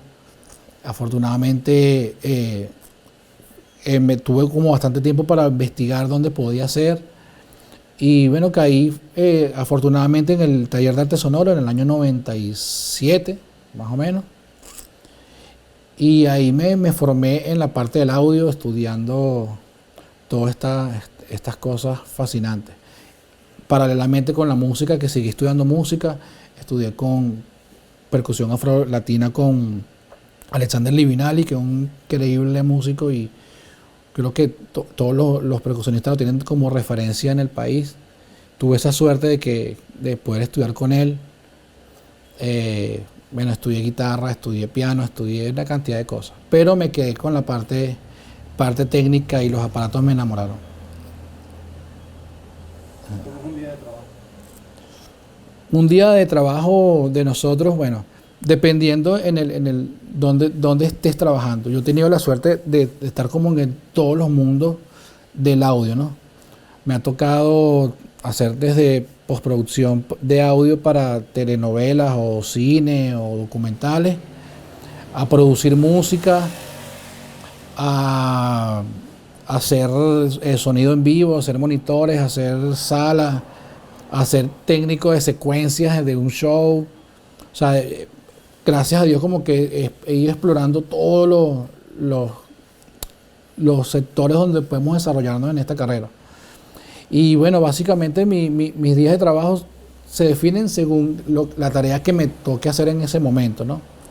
Cuando estoy en el estudio, básicamente el día no existe, porque normalmente trabajamos de noche. Me gusta más como que trabajar a final de la tarde-noche, porque siento que tengo más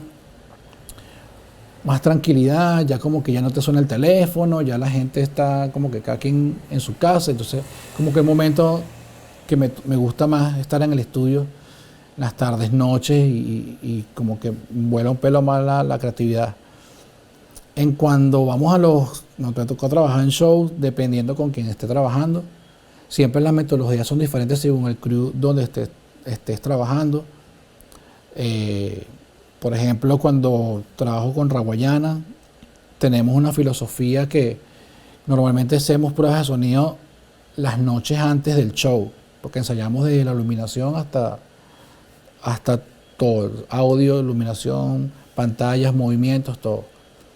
Cuando se puede, lo hacemos así. Cuando no se puede, bueno, el día se convierte según a lo que vayamos. Si es un festival, muchas veces ni prueba de sonido hay, entonces nuestro día es estar desde temprano en el festival, aprovechando cualquier huequito que haya de tiempo, hacer algo, ir viendo, escuchando el sistema. Así, normalmente cuando trabajamos ya conciertos nuestros, sí, bueno, sí, más preparado, como les dije, de repente una noche antes, y el día siguiente también seguro hay ensayos y pruebas. Se ensaya mucho y se prueba mucho.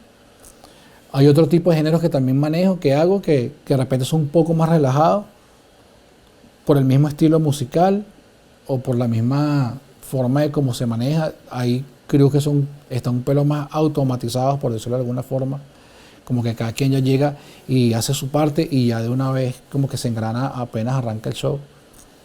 Pero mis días de trabajo son así, me divierto mucho, a veces no como.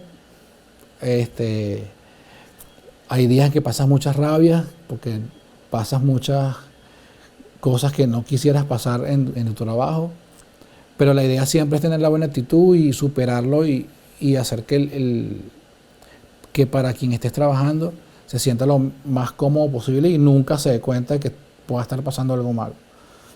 Los días de trabajo nuestros son así, básicamente. ¿Qué herramientas le recomendarías a la nueva generación? ¿Qué herramientas yo le recomendaría a las nuevas generaciones? Bueno, ahí creo que la principal herramienta que puede tener cualquier persona en cualquier trabajo, sea en este medio o en cualquier otro, es la actitud. O sea, yo creo que tú te ganas el respeto, la admiración o quizás las ganas de que la gente trabaje contigo teniendo siempre una buena actitud. Conozco mucha gente que técnicamente sabe muchísimo, que pueden hacer gran cantidad de cosas en un estudio, en un evento en vivo, pero la actitud de repente no es la más adecuada y justamente por eso a veces son apartados a un lado, ¿no? Entonces yo creo que la mejor herramienta en cuanto a tú como persona es eso, tener una buena actitud y positiva siempre ante los demás. No puede existir nunca un no. Existen los no pero justificados. Tú tienes que llegar siempre hasta donde ya no puedas más para poder decir un no. O sea, yo creo que esa ha sido siempre mi filosofía. En cuanto allá como técnicamente a lo material, bueno, herramientas muchas, dependiendo de lo que estés haciendo. O sea, tienes que tener siempre un buen par de audífonos, siempre. Tienes que tener tu kit básico de cables para conexiones de cualquier tipo. Por ejemplo, yo tengo esa filosofía de que un show no se puede parar porque no existe un cable que de repente la compañía no lo tiene o a alguien se le quedó y entonces no podemos hacer show porque falta ese cablecito. Bueno, yo como que siempre viajo con mis maletas llenas de convertidores. Yo, por ejemplo, no hago video y tengo convertidores de video, tengo convertidores incluso hasta de MX para las luces. O sea, yo como que trato de tener como un kitcito siempre básico de eso. La preparación es la mejor herramienta. Esta nuestra carrera es como la de los médicos, que tú tienes que estar todo el tiempo actualizándote. Nunca te puedes quedar atrás, tienes que estar estudiando todo el tiempo. No puedes tenerle miedo a la tecnología. Yo creo que muchas veces hay gente con un talento increíble, pero se quedan un poco atrás porque tienen miedo a las nuevas tecnologías. Esta generación de chamos como son ustedes, yo creo que ese miedo, ya ustedes nacen sin eso. Pero bueno, por lo menos mi generación y generaciones atrás, bueno, ha sido un poco difícil porque hemos sufrido muchas transiciones desde lo análogo a lo digital.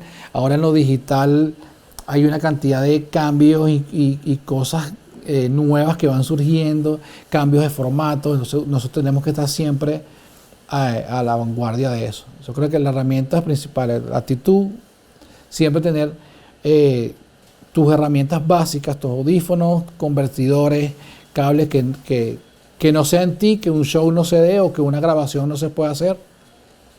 Y eso, la preparación. La preparación siempre es lo más importante. ¿Dónde les recomiendas buscar trabajo?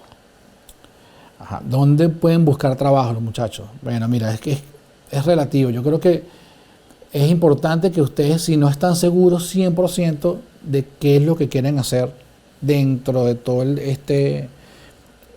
cantidad de cosas que puedes hacer dentro del medio. Mira, ahí yo por ejemplo en mi caso, yo empecé siendo asistente en un estudio de grabación donde yo ni siquiera tenía un sueldo. O sea, yo iba porque yo quería y yo le decía a los amigos que tenían este estudio que me llamaran a todas las pautas, que yo abría el estudio y cerraba el estudio. Que yo sabía que no podían pagarme en ese momento, pero yo lo que quería era ver cómo se hacían las cosas en la realidad, porque uno pues, yo estudiaba y leía y veía, y sí, Michael Jackson tenía la consola no sé qué, y mezclaba en las Genesis 10 y no sé qué, pero una cosa es leerlo y verlo en YouTube, ahora que lo pueden ver en YouTube, a vivirlo y hacerlo en la realidad, ¿no? Entonces yo creo que eso es importante, que yo entiendo que ahorita estamos viviendo un momento muy difícil como país a nivel económico, y de repente no es lo mismo que hace 20 años cuando yo comencé, que de repente mi papá podía aguantar que yo viviera en la casa y comiera y viviera y estuviera allí sin yo aportar algo económicamente. Pero yo creo que fue importante como que esa pasantía que yo me autoimpuse a vivirla. Bueno, en ese estudio tuve la suerte de asistir a Juan Carlos Socorro, por ejemplo, a Darío Peñalosa, a Germán Landaeta, a todos esos ingenieros que, bueno, yo creo que no había dinero que pagara todo lo que esas personas me enseñaron a mí a lo largo de ese año, ¿no? En ese año, bueno, hicimos discos, hicimos música para películas, hicimos foley. Me acuerdo que un ingeniero súper bueno y súper famoso un día me dijo: mira, chamo, yo estaba en el Pro Tools, no la manejo mucho, entonces vamos a hacer un trato. Tú te sientas aquí al lado mío, tú manejas el Pro Tools y yo te voy diciendo qué es lo que vas a ir haciendo, y yo te pongo como que tú eres mi asistente. Y yo creo que ese fue el mejor negocio que yo hice en mi vida, porque yo creo que con esa persona yo aprendí a microfonear, aprendí cómo tenía que poner 2 micrófonos a una misma fuente. Cosas que no salen en los libros. Por ejemplo, vamos a ponerle me acuerdo que habíamos grabado un amplificador de guitarra y él quería un ambiente de ese micrófono. Entonces el estudio el piso era todo alfombra, y desarmamos una puerta y pusimos la puerta para que en el piso, y el amplificador encima de la puerta para que reflectara un poquito la madera. O sea, trucos que en ningún libro de repente aparecían, pero ese ingeniero tenía años haciendo cosas, y yo creo que aprendí, bueno, con él muchísimo. En cuanto a la parte de sonido en vivo, ir a empezar desde cero, desde recoger un cable hasta pegar una comitida en la planta eléctrica. Es importante que tú, no es que como, bueno, yo estudié y soy ingeniero, voy a llegar a la consola a mezclar de una vez. Porque para llegar a la consola a mezclar pasan una cantidad de procesos antes de eso que tienes que estar súper claro para cuando te toque estar en la consola y ocurra un problema, sepas cómo resolver ese problema. Entonces, desde cablear, microfonear, pegar la corriente, desde poder afinar un instrumento, súper importante.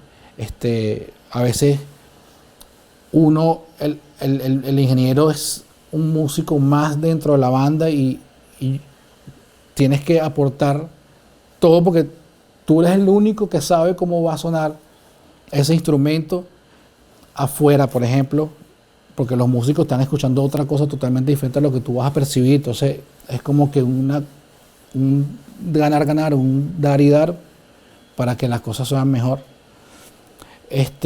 Y bueno, yo creo que esa es la forma de conseguir un trabajo y de tener así, es estar, hacer cosas. O sea, no importa si te vas a ganar mucho o poco, intentar. Y si puedes hacer cosas por tu cuenta, chévere. Si hay alguien que tenga una compañía, chévere. Un canal de televisión, aprendes muchísimo. Y bueno, esa yo creo que es la forma como se debería. Bueno, gracias a los muchachos por la invitación. Espero que pronto ya nos recuperemos de esta pandemia mundial, de que podamos ya salir de esto y compartir otra vez en la calle, en los estudios. Yo creo que a pesar de todo fue un momento importante porque pudimos estudiar muchísimo y refrescar conocimientos. Se compartió muchísima información durante este tiempo de pandemia. Mucha gente que estábamos como separados unos de otros, tiempo sin hablar, nos reencontramos. Reflexionamos de que tenemos que tener siempre un plan B, de que esos que nos decían y que guarda por si acaso pasa algo. Bueno, el por si acaso llegó, gracias a Dios. Algunos hicimos un poquito de caso, no nos gastamos todo en micrófonos y en cablecitos. Pero bueno, esa es la idea. La idea era que aprendiéramos en estos tiempos y que seguimos aprendiendo cualquier cosa. Bueno, estamos aquí, me pueden buscar en las redes sociales. Siempre es una persona abierta a lo que quieran preguntarme. Y bueno, gracias a los muchachos por la invitación y que sigan adelante.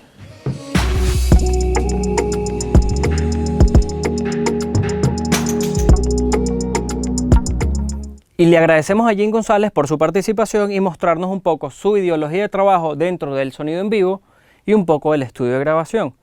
Y por qué no, nos vamos un poco acerca de la postproducción, locución y el doblaje al español con la gente de BC Medios.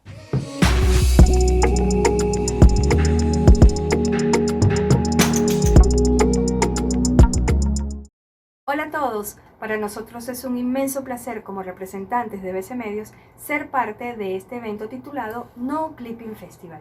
¿Qué tal? ¿Cómo están todos? Mi nombre es Juan Domínguez, yo soy supervisor de audio para doblaje dentro de la empresa BC Medios y además soy exalumno de la Academia AudioPlace. Para mí es un gran honor estar participando dentro de estas iniciativas, ya que le brinda al alumno todas las posibilidades que hay dentro del ámbito laboral en la ingeniería de sonido. Y por acá les habla Beatrix Medina, soy la supervisora de postproducción de audio de promociones para BC Medios. No soy egresada de AudioPlace, soy egresada del TAS, pero conozco a todos los profesores, casi todos los profesores que tiene la plantilla y tiene la academia. Para mí también es un placer. Antes de ampliar un poco lo referente a las oportunidades laborales que puede haber en la empresa, queríamos explicar qué es BC Medios. BC Medios es una productora audiovisual que tiene entre sus clientes a A&E Network y a NBC Universal. Y a su vez nosotros le generamos contenido y programación a los canales A&E Lifetime, The History Channel, H2 y Entertainment, y hay un canal de producción nacional independiente llamado IBC. Y en el caso de nuestros canales internacionales, nosotros realizamos el doblaje para toda Latinoamérica, tanto en español como en portugués, siendo el caso de Brasil. La empresa tiene de trayectoria más de 20 años. Empezó siendo lo que llamaban Mundo Le, luego pasó a ser BC Studios y ahora es lo que recientemente se conoce como BC Medios. Actualmente BC Medios cuenta con toda una estructura completa televisiva, donde arranca con el ingreso del material por parte de nuestros clientes, se realiza un control de calidad, luego pasa a hacerse la traducción y adaptación tanto en español como en portugués, luego se realiza el doblaje y posteriormente se realiza la transmisión a toda Latinoamérica. Ya en lo que concierne en nuestra área, que es doblaje, el ingeniero de sonido puede optar por varios cargos aquí dentro de la empresa. El primero es como editor de grabación. ¿De qué se encarga esta persona? El editor de grabación realiza las grabaciones de voces de los talentos para todos los materiales a transmitir a Latinoamérica y luego realizar su posterior edición, ¿ok?, de estas voces, que conlleva limpiezas, ajustar sincros, colocar en niveles todas las voces, y todo esto acompañado de un productor que es el encargado de llevar la dirección artística. Y de segundo tenemos al editor de mezcla o el mezclador, que es quien se encarga de tomar esta sesión ya editada para homogeneizar las voces y juntarla con la música y los efectos. Este mismo proceso lo va a realizar también en la versión Brasil. En el caso de la versión Brasil, nuestros proveedores desde allá nos envían el material ya doblado y desde aquí en Caracas se realiza también su mezcla. Al final se coloca todo en norma, lo que nosotros llamamos loudness, lo colocamos todo en loudness y se entrega el material. Y de tercero tenemos al editor de Foley y también al Foley Artist. Ellos se encargan de editar y grabar todos los efectos que contengan nuestros programas. En el área de promociones también requerimos de editores de audio. Hay un editor asignado para cada canal porque cada canal tiene su estilo definido. En primera instancia, el editor se encarga de grabar al locutor de este canal, lo nivela, lo edita y esa locución ya procesada, editada, pasa a formar parte de la pieza promocional.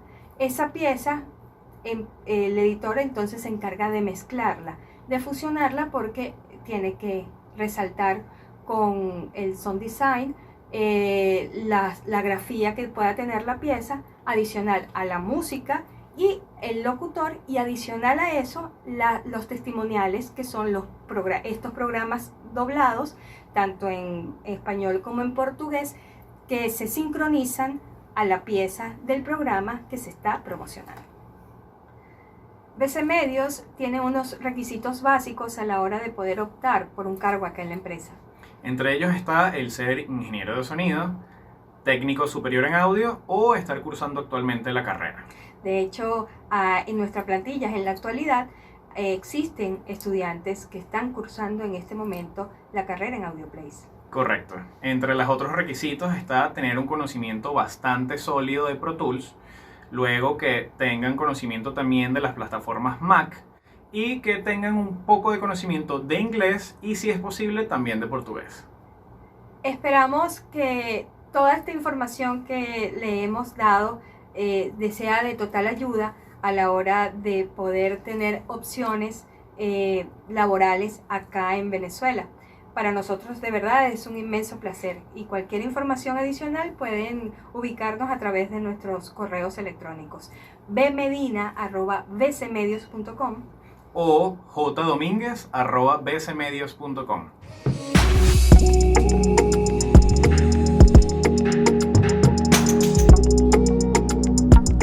Y le agradecemos ahora a la gente de BC Medios, pero ya va, no se vayan a ir.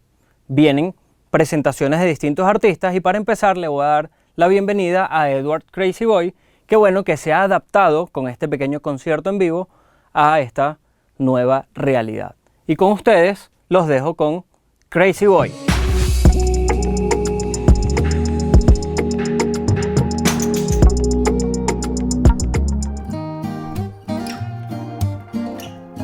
No, no, baila, no, hecho en casa.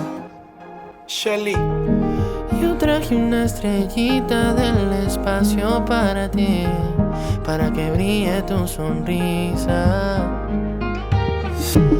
para que las olas en el mar te puedan iluminar, y así el mundo te vea bailar, así que solamente baila, baila que la vida es corta y el tiempo se nos agota. Siente la música que entra en tu mente y abraza a toda tu gente. baila, que nada importa y el tiempo se nos agota. Siente que el mundo se entere. Dile Sixto. Yeah. Vive la vida, que salga todo lo malo para allá, que tu energía cambia el mundo si empieza a bailar. No ponga pero, que los peros son para parar. Aquí no hay break ni en cuarentena, déjame rumbear. No. So pásame la botella y la juca, que esta vida yo me la voy a disfrutar. No vamos a perder el tiempo, baby. Mira que ya tú me tienes bien crazy.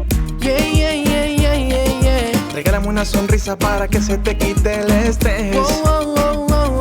Sonríe conmigo y baila, baila que la vida es corta y el tiempo se nos agota. Siente la música que entra en tu mente y abraza a toda tu gente. Baila, que nada importa, el tiempo se nos agota. Siente que el mundo se entere, mami, crazy boy. Ya todo lo malo desapareció, porque ahora a tu lado siempre estaré yo.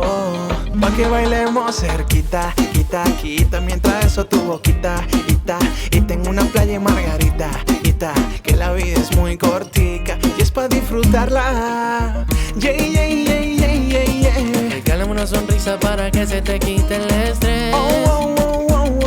Sonríe conmigo y solamente baila, baila que la vida es corta, el tiempo se nos agota. Siente música que entra en tu mente y abraza a toda tu gente. Baila, que nada importa y el tiempo se nos agota. Siente que el mundo se entere. Baila Sixto Rey, Edward, el chico loco, Crazy Boy, Jay Shelly. Jay Shelly, mami. Boa, boa, boa. Baby, baila que la vida es corta. baile hecho en casa, live. Jay Shelly, Sixto Rain, Crazy Boy. Baila que la vida es corta.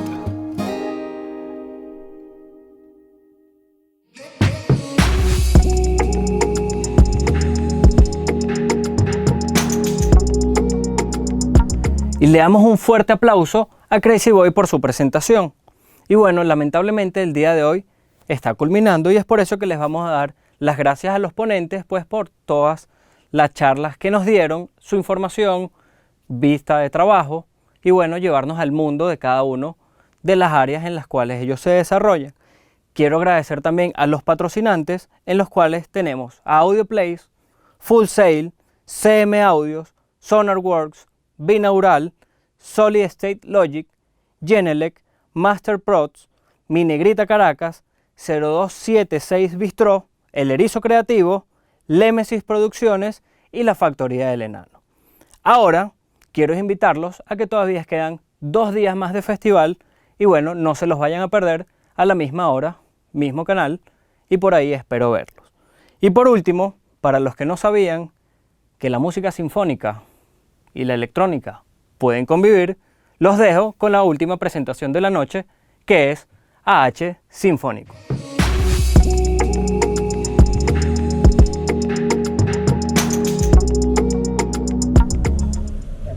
Hola, somos AH Sinfónico y queremos agradecer a los muchachos del festival No Clipping de AudioPlace. Gracias por acompañarnos en este momento. Disfruten.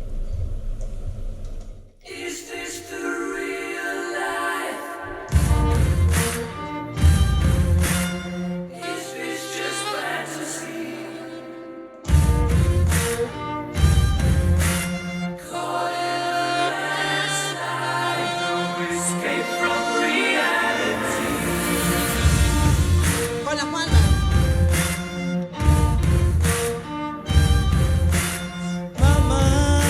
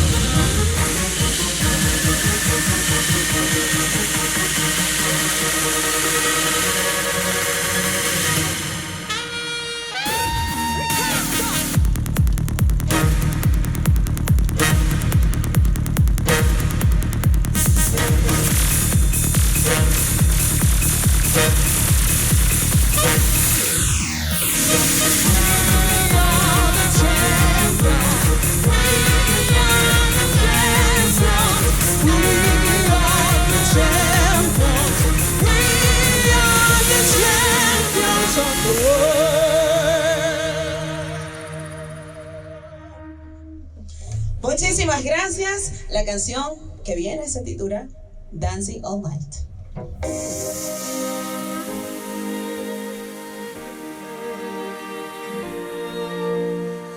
Every day when I wake, I feel I'm born again.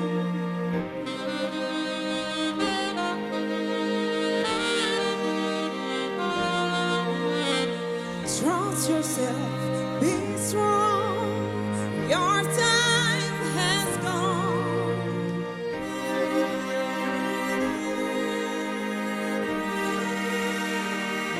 Y ahora con nosotros.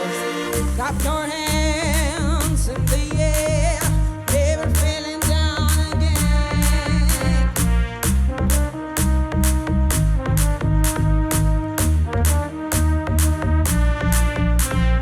Free your mind, feel the beat, fight for your dreams. Free your mind, feel the beat, fight for your dreams.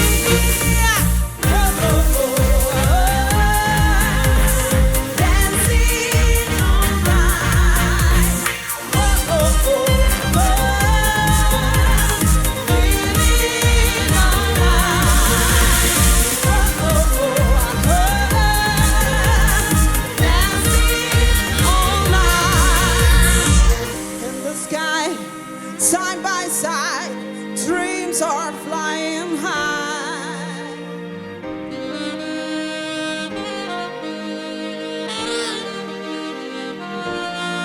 I say, trust yourself, be strong. You're